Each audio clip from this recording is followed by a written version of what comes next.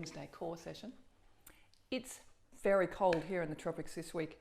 It's rare that it is cold enough to have long arms on and socks. But really the socks are part of what happens today.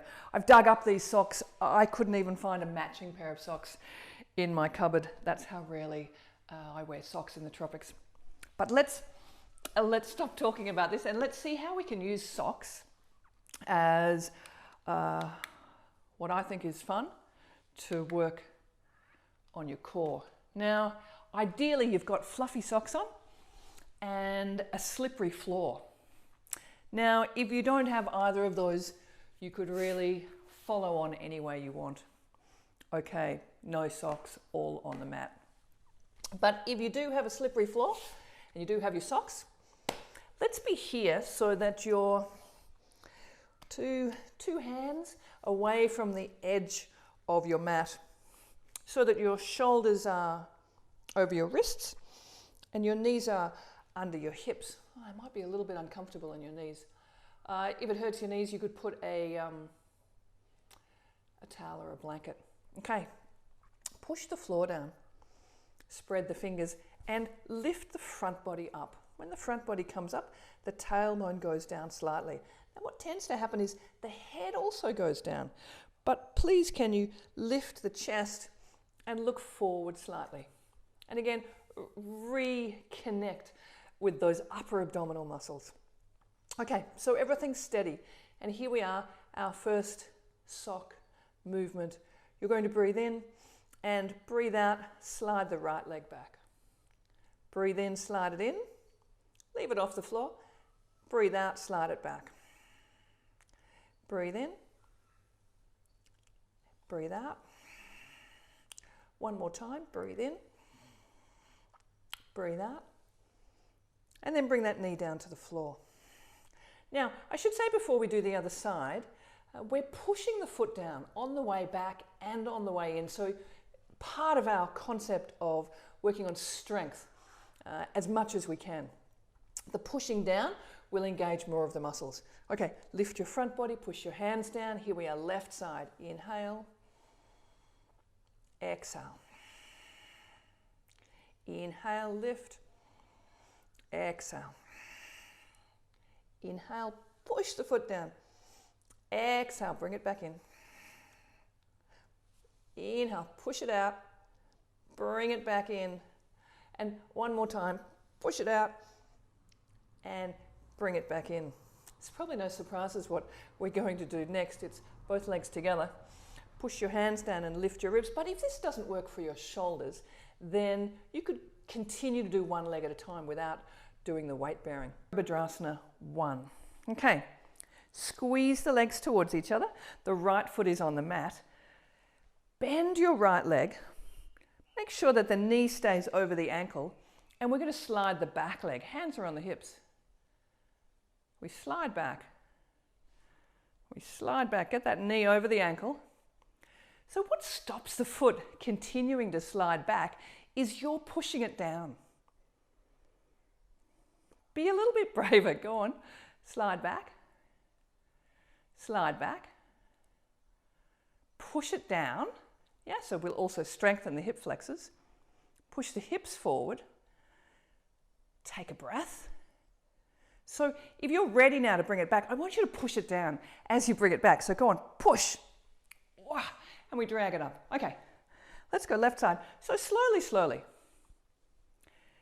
Last week we were stabilizing the hips, so let's stay with that.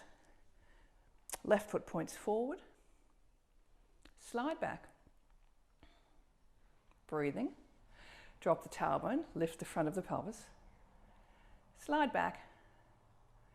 Slide back. Ooh, slide back. One more, slide back. Take a breath here. Squeeze into the midline. Push the front foot down, but push that back foot down so it doesn't continue to slide. And then let's drag it all the way forward. Okay, let's take the socks off. That's enough with socks. Whew. And let's walk forward all the way to plank. And exhale to dog pose. I'm hoping that your core muscles are awake and ready to do a little more. The sitting bones are lifting. That's really fine dog pose. And so how do we get a little more core in dog pose? We take one leg off the ground. So let's lift the heels. We're working on shoulders this week. Squeeze the head of the shoulders in. That'll help keep the arms straight. And without tipping anything else, take the right leg up. We'll point that toe and keep the front body on. And then we're going to bring that right knee to the elbow on an inhalation. Inhale, above the elbow would be great. Exhale, all the way up. 2 more. Inhale, above the elbow. Exhale, back. Above the elbow. And back. And then lower that down. I probably should have been facing the other direction, so I hope you could see that. I guess you'll see it now on the left side. Inhale, take that leg up. And when you're ready, inhale, above the elbow. Exhale, back. And if you wanted a bit more, you wouldn't even touch the elbow. Inhale, so it's a hover. And a hover. And back. And then lower that leg. Great. Bring your knees down to the floor. Sit back on your feet.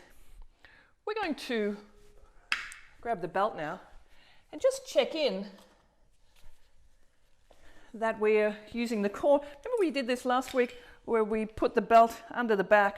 So I'm going to do that again. So it's behind the navel. You're going to push your back down. You're going to hold the belt in the right hand. Bring that right hand closer to the floor.